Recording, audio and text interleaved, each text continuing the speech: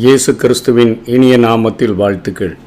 எரேமியா 47வது அதிகாரத்தில் பெலிஸ்தியாவுக்கு விரோதமாக எரேமியா கூறின தீர்க்க தரிசனத்தை நாம் கற்றுக்கொண்டோம். எப்படிப்பட்ட தேசமாயிருந்தாலும் கர்த்தருடைய நாமம் தரிக்கப்பட்ட தேசத்துக்கு விரோதமாக ஆண்டவர் மட்டாய் தண்டிக்கும்படியாய் அனுமதிக்கும் பொழுது மிகுதியாய் தண்டிக்கிற பட்டணங்களை, தேசங்களை ஆண்டவர் மிகவும் அதிகமாக அவர் அழிக்கக்கூடிய ஒரு ஆற்றல் உடையவர் என்பதை, பெலிஸ்திய இனமே இல்லாதபடி அழிந்து போகக்கூடிய சூழ்நிலைகளை, நிலைமைகளை நாம் வேதத்திலே கற்றுக்கொண்டோம். பெலிஸ்தியாவினுடைய அழிவை ஏசாயா, எரேமியா, எசேக்கியேல், அதனைத் தொடர்ந்து யோவேல், செப்பனியா, ஆமோஸ், சகரியா ஆகியோர் கூறினதின்படி அது மிகுதியாக அழிந்து போனது. 47ஆம் அதிகாரத்தில் யூத ஜனங்கள் ஆண்டவருக்கு விரோதமாக பாவம் செய்ததினால் ஆண்டவர் அவர்களை மட்டாய் தண்டிப்பதற்கு ஒப்பு கொடுத்ததையும், அவர்களை தண்டிக்கிற தேசங்களை ஆண்டவர் நியாய தீர்ப்பு செய்கிறதையும் நாம் கற்றுக்கொண்டோம். இதற்கு தொடர்ச்சியாக ஆதாரமாக தாவீதினுடைய வாழ்க்கையை நாம் எடுத்துக்கொண்டோம் என்று சொன்னால், ஒரு தனி மனித வாழ்விலும் ஆண்டவருக்கு விரோதமாக நாம் பாவம் செய்யும் பொழுது, நம் மூலமாக ஆண்டவருடைய நாமம் தூசிக்கப்படும் பொழுது ஆண்டவர் நம்மை சிக்ஷைகளுக்கு ஒப்பு கொடுக்கிறார். நம்மை தண்டிக்கும்படியாக, மட்டாய் தண்டிக்கும்படியாக மற்றவர்களுக்கு நம்மை கையளிக்கிறார். அந்த சூழ்நிலையில் அவர்கள் மட்டாய் தண்டிக்காதபடி நமக்கு விரோதமாக அதிகமான காரியங்களை செய்தால் ஆண்டவர் அவர்களை நியாயம் தீர்ப்பார் என்கிறதை தாவீதினுடைய வாழ்க்கையிலிருந்து நாம் கற்றுக்கொள்ள முடியும். 2 சாமுவேல் 16ஆம் அதிகாரம் 23ஆம் வசனத்தில், அந்நாட்களில் அகித்தோப்பேல் சொல்லும் ஆலோசனை தேவனுடைய வாக்கை போல இருந்தது, அப்படியே அகித்தோப்பேலின் ஆலோசனை எல்லாம் தாவீதுக்கும் இருந்தது, அப்சலோமுக்கும் அப்படியே இருந்தது என்று சொல்லி, அகித்தோப்பேலினுடைய பெயரின் அர்த்தம் முட்டாள்தனத்தின் சகோதரன், ஆனால் அவன் உலக ஞானத்தினால நிறைந்திருந்தபடியினால, அவன் மிகுந்த ஒரு ஞானத்தை பெற்றிருந்தபடியினால அவனுடைய ஆலோசனைகள் எல்லாம் தாவீதுக்கும் அவனுடைய மகனாகிய அப்சலோமுக்கும் அது தேவ வாக்கு போல இருந்தது என்று சொல்லி எழுதப்பட்டிருக்கிறது. அகித்தோப்பேல் தாவீதினுடைய ஆலோசனைக்காரனாக இருந்தவர். அந்நாட்களிலே அகித்தோப்பேல் சொல்லும் ஆலோசனை தேவனுடைய வாக்கை போல இருந்தது என்ற சொல்லாட்சி அவரது மிகவும் சாதுரியமான அரச தந்திர ஆலோசனைகளை குறிப்பிடக்கூடியதாக இருக்கிறது. இவ்வாறு இவர் இஸ்ரவேலின் சாணக்கியராக அவர் இருந்தார். தாவீது உரியாவின் மனைவியாகிய பத்சேபாலை அவர் எடுத்துக்கொண்ட பொழுது யோவாபையும் தன்னுடைய யுத்த வீரர்களையும் யுத்தத்திற்கு அனுப்பிவிட்டு, அவர் தன்னுடைய உப்பரிகையின் மேலே விளாத்தி கொண்டிருக்கும் பொழுது ஸ்நானம் பண்ணி கொண்டிருந்த அந்த உரியாவின் மனைவியாகிய பத்சேபாலை அவர் அழைத்தனுப்பி அவளோடு கூட தவறான உறவை ஏற்படுத்தி, அவளுடைய கணவனாகிய உரியாவை அழைத்தனுப்பி அவனுக்கு அநேக வெகுமதிகளை கொடுத்து குடிக்க வைத்து, பத்சேபால் அவள் குழந்தை உண்டாயிருக்கிறாள் என்று சொன்ன அந்த காரியத்தை கேள்விப்பட்ட பொழுது அதனுடைய பழியை உரியாவின் மேலே போடுகிறதற்கு அத்தனையான காரியங்களை செய்த போதிலும், உரியா என்னுடைய தேவனுடைய சேனைகளும் இஸ்ரவேலின் சேனையும் யுத்தத்தில் இருக்கும் பொழுது நான் எப்படி என்னுடைய வீட்டிற்கு போய் நான் சந்தோஷமாக இருக்க முடியும் என்று சொல்லி குடித்துவிட்டு அரண்மனை வாசலிலே படுத்து கிடந்த அந்த உரியாவினுடைய கரங்களிலேயே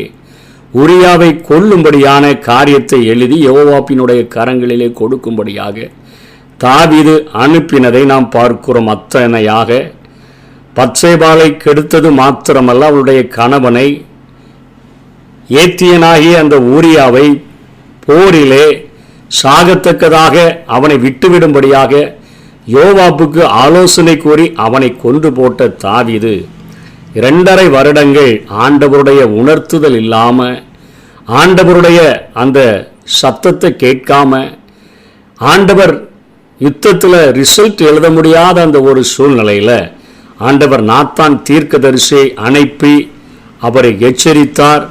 தாவீதினுடைய வாழ்க்கையில் பத்சேபாளுக்கும் அவனுக்கும் பிறந்த குழந்தை அத்தனை கேவலமாக நோய்வாய்ப்பட்டு இறந்து போனது. அவர் 51வது சங்கீதத்தை அத்தனை ஒரு மிகவும் திறந்த மனதோடு கூட அவர் அங்கே பாவ மன்னிப்பு, நான் மாத்திரம் செய்யலை, நான் செய்த தவற்றை நான் மறைப்பதற்கு எத்தனையோ சதி திட்டங்களை நான் தீட்டி பார்த்து விட்டேன், ஆனால் இப்பொழுது அவைகளை நான் இந்த என்னுடைய தேசமே அறிகிற அளவிற்கு நான் அதை வெளிப்படையாக நான் காண்பிக்கிறேன் என்று சொல்லி அந்த பாவ அறிக்கை செய்தது மாத்திரமல்ல, அந்த பாவத்திற்கு பரிகாரமாக பத்சேபாளுக்கு பிறந்த சாலமோனை நான் ராஜாவாக நான் இஸ்ரவேலிலே வைப்பேன் என்று சொல்லி வாக்குறுதியும் கொடுத்து அவர் செய்த பாவத்திற்கான பரிகாரத்தையும் தேடிவிடுகிறதை நாம் பார்க்கிறோம். அதற்கு முன்பாக இருக்கிற குமாரர்களை ராஜாவாக்காதபடி சாலமோனுக்கு அந்த வாய்ப்பை தருகிறேன், நான் செய்த பாவத்தின் நிமித்தமாக பரிகாரத்தை செய்து கொள்கிறேன் என்று சொல்லி தாவீது அத்தனையாக தன்னுடைய வாழ்க்கைகளை சரி செய்த போதிலும் கூட அகித்தோப்பேலினுடைய மகனாகிய எலியாம் என்பவருக்கு பிறந்த மகள் பெயர் பத்சேபாள். இந்த பத்சேபாள் இவருடைய பேத்தி. இவள் இப்பொழுது உரியா மரித்த பின்பு தாவீதினால அவள் ஒரு ராஜாத்தியாக மாற்றப்பட்டிருக்கிறாள். அவளுக்கு பிறக்க போகிற அந்த சாலமோன், முதல் குழந்தை இறந்து விட்டது, திரும்ப பிறந்த சாலமோனை தாவீதே ராஜாவாக ஏற்படுத்துகிறார் என்கிற காரியங்கள் எல்லாம் அவருக்கு தெரிந்திருந்த போதிலும் தாவீதை ஆண்டவர் அத்தனையாக அவர் செய்த பாவங்களின் நிமித்தமாக தன்னுடைய நாமம் தூஷிக்கும்படியாக நடந்துவிட்டபடியினால அநேக சிக்ஷைகளுக்குள்ளாக உட்படுத்தி தாவீதை சரி செய்து பாவத்தை ஆண்டவர் மன்னித்த போதிலும் இந்த வயதான அகித்தோப்பேலுக்கு தாவீது செய்த பாவத்தை மன்னிக்க முடியவில்லை. பத்சேபாளினிடத்தில் இப்படிப்பட்ட காரியத்தை செய்துவிட்டான் என்கிற ஒரு வர்மத்தோடு கூட அவனை பழிவாங்கும்படியாக தாவீதினுடைய குமாரனாகிய அப்சலோம் தாவீதை எப்படியாயிலும் வீழ்த்துவிட்டு ராஜாவாக முயற்சி எடுத்து அதற்கான காரியங்களை செய்த பொழுது தாவீது காட்டிற்குள்ளாக தன்னுடைய மனைவிகளோடு மறுமனையாட்டிகளோடு அவன் ஓடிவிடுகிறான். இங்கே அப்சலோம் ராஜாவாக மாற்றப்பட்டு இருக்கும் பொழுதுதான் அகித்தோப்பேல் அங்கே அப்சலோமின் இடத்துல வந்து பேசுகிறான். 2 சாமுவேல் 17ஆம் அதிகாரம் 1ஆம் வசனத்தில், பின்பு அகித்தோப்பேல் அப்சலோமை நோக்கி, நான் 12,000 பேரை தெரிந்து கொண்டு எழுந்து இன்று ராத்திரி தாவீதை பின்தொடர்ந்து போகட்டும் என்று கேட்கிறான். 12,000 பேரை நான் தெரிந்து கொண்டு எழுந்து ராத்திரி தாவீதை நான் பின்தொடர்ந்து நான் போகிறேன். அவன் விடாய்த்தவனும் கை தளர்ந்தவனுமாய் இருக்கையில் நான் அவனிடத்தில் போய் அவனை திடுக்கிட பண்ணுவேன். அப்பொழுது அவனோடு கூட இருக்கும் ஜனங்கள் எல்லாரும் ஓடி போவதினால் நான் ராஜா ஒருவனை மாத்திரம் வெட்டி ஜனங்களையெல்லாம் உம்முடைய வசனமாய் திரும்ப பண்ணுவேன். இப்படி செய்ய நீர் வகை தேடினால் எல்லாரும் திரும்பின பின் ஜனங்கள் சமாதானத்தோடு இருப்பார்கள் என்றான். இங்கே அப்சலோம் ஒரு அருமையான ஆலோசனையை அவன் கொடுக்கிறான். அப்சலோமின் இடத்துல சொல்லுகிறான், ஒரு 12,000 பேரை மாத்திரம் தாரும், நான் போய் தாவீது இப்பதான் ஓடி போயிருக்கிறான், அவன் விடாய்த்திருப்பான், அவன் கை தளர்ந்தவனாய் இருப்பான், அவன் இப்பொழுது மகனே தனக்கு விரோதமாய் வந்தபடியினாலே உண்மையிலேயே இப்படிப்பட்ட நிலைமையில் தான் இருக்கிறான். அன்றைக்கு 12,000 பேரை அகித்தோப்பேல் தெரிந்தெடுத்து போயிருந்தான் என்று சொன்னால் நிச்சயமாக தாவீது கைகளிலே சிக்கியிருப்பார். அவ்வளவு அருமையான ஒரு ஆலோசனையை அகித்தோப்பேல் கொடுக்கிறார். ஆனால் ஆண்டவர் தாவீதை மன்னித்தபடியினால, தாவீதின் மேல பிரியம் வைத்தபடியினால அங்கே அப்சலோமுடைய கைகளில் இருந்து ஆண்டவர் தாவீதை காப்பாற்றுகிறதற்காக ஊசாய், அவனை தாவீது தந்திரமாக அனுப்பி வைத்திருந்த அந்த ஊசாயினுடைய வார்த்தையை கூட நம்ம ஒரு விசை நம்முடைய பார்வைக்கும் இஸ்ரவேலினுடைய பார்வைக்கும் அப்சலோமினுடைய ஆலோசனை அத்தனை நலமாய் தோன்றினாலும் ஊசாயின் இடத்துல கேட்போம் என்று சொன்னபொழுது அவன் அதை அறிந்து கொண்டவனாக மாற்றி சொல்லுகிறான். உம்முடைய தகப்பனும் அவன் மனுஷரும் 8ஆம் வசனத்தில் பலசாலிகள் என்றும் வெளியிலே குட்டிகளை பறிகொடுத்த கரடியைப் போல மனம் எறிகிறவர்கள் என்றும் நீர் அறிவீர். உம்முடைய தகப்பன் யுத்த வீரனுமாய் இருக்கிறார், அவர் ராக்காலத்தில் ஜனங்களோட தங்க மாட்டார். இதோ அவர் இப்பொழுது ஒரு கெபியிலாவது வேறு யாதோ ஒரு இடத்திலாவது ஒளிந்திருப்பார். துவக்கத்திலே தானே நம்முடையவர்களில் சிலர் பட்டார்களே, ஆனால் அதை கேட்கிற யாவரும் அப்சலோமை பின் செல்லுகிற ஜனங்களில் சங்காரம் உண்டாயிற்று என்பார்கள் அப்படின்னு சொல்லி, அப்பொழுது சிங்கத்தின் இருதயத்திற்கொத்த இருதயமுள்ள பலவானாய் இருக்கிறவரும் கூட கலங்கி போவான், உம்முடைய தகப்பன் சபுரியவான் என்றும் அவனோடு கூட இருக்கிறவர்கள் பலசாலிகள் என்றும் இஸ்ரவேல் எல்லாரும் அறிவார்கள் என்று சொல்லி இங்கே ஊசாய் அகித்தோப்பேலினுடைய ஆலோசனையை அங்கே தாறுமாறாக்குகிறதை பார்க்கிறோம்.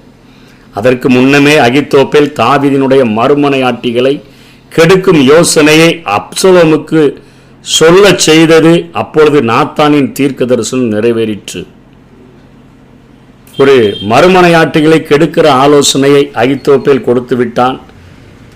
இன்னும் அவன் எப்படியாகிலும் அங்கே தாவீதை தன்னுடைய பேத்திக்கு அவன் இழைத்த காரியத்தின் நிமித்தமாக கொன்றுவிட வேண்டும் என்று சொல்லி இருதயத்தில் அத்தனை வைராக்கியம் வகித்தபடியினாலே ஊசாயினுடைய ஆலோசனையை ஆண்டவர் எழும்ப பண்ணி அங்கே அகித்தோப்பேலினுடைய ஆலோசனையை ஆண்டவர் அவமாக்கின பொழுது 2 சாமுவேல் 17ஆம் அதிகாரம் 23ஆம் வசனத்தில் அகித்தோப்பேல் தன் யோசனையின்படி நடக்கவில்லை என்று கண்டபோது தன்னுடைய கழுதையின் மேல் சேணம் வைத்து ஏறி தன் ஊரில் இருக்கிற தன் வீட்டுக்கு போய் தன் வீட்டு காரியங்களை ஒழுங்குபடுத்தி 4 கொண்டு செத்தான். அவன் தகப்பன் கல்லறையில் அவனை அடக்கம் பண்ணினார்கள்.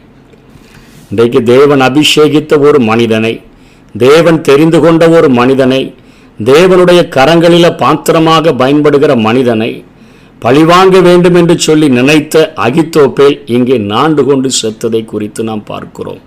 2 காரியங்கள். ஒன்று, தேவனுடைய பிள்ளைகள் அவருடைய நாமம் தூஷிக்கப்படாதபடிக்கு மனுஷர் உங்கள் நற்கிரியைகளை கண்டு பரலோகத்தில் இருக்கிற உங்கள் பிதாவை மகிமைப்படுத்தும்படிக்கு உங்கள் வெளிச்சம் அவர்களுக்கு முன்பாக பிரகாசிக்க கடவது என்கிற காரியத்தில் ஜாக்கிரதை உள்ளவர்களாக என் வாழ்க்கை, என் ஆண்டவரை அது கேலியாக மாற்றிவிடக்கூடாது. என்னுடைய வாழ்க்கை அத்தனை ஜாக்கிரதை உள்ளதாக, பரிசுத்தம் உள்ளதாக வாழ வேண்டும் என்று சொல்லி வாழ்ந்தார். நம்முடைய வாழ்க்கைகளை மற்றவர்களை கொண்டு ஆண்டவர் சிட்சிப்பதில்லை.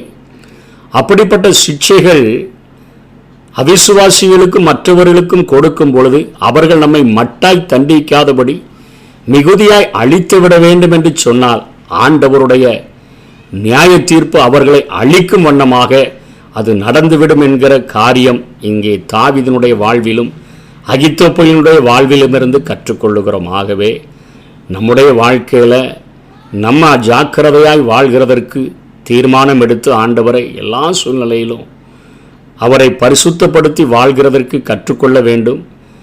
மற்றவர்கள் ஆண்டவருடைய நாமத்தை தரித்தவர்களை நம்முடைய கரங்களில் ஒப்பு கொடுக்கப்பட்டிருக்கிறார்கள் என்பதற்காக அவர்களை எத்தனையாய் கேவலமாய் நடத்தணுமோ அப்படின்லாம் நம்ம நடத்தணும்னு சொன்னால் நிச்சயமாக அகித்தோப்பேலினுடைய தீர்ப்பே அவிசுவாசிகளுக்கும் தீவிரவாத கும்பல்களுக்கும் ஆண்டவர் கொடுத்து விட முடியும். இதை இந்த வேத பகுதியிலிருந்து நாம் கற்றுக்கொள்ளுகிறோம். ஜாக்கிரதையாக வாழுவோம். கர்த்தர் தாமே நம்மை ஆசீர்வதிப்பாராக. ஊட்டிடுவார், தாலாட்டிடுவார், எதிரி வந்தா எத்திடுவார். ஊட்டிடுவார், தாலாட்டிடுவார், எதிரி வந்தா எத்திடுவார். கத்தக்கரம் மேலங்க, கடுகளவு பயமில்லங்க. கத்தக்கரம் என் மேலங்க, கடுகளவு பயமில்லங்க.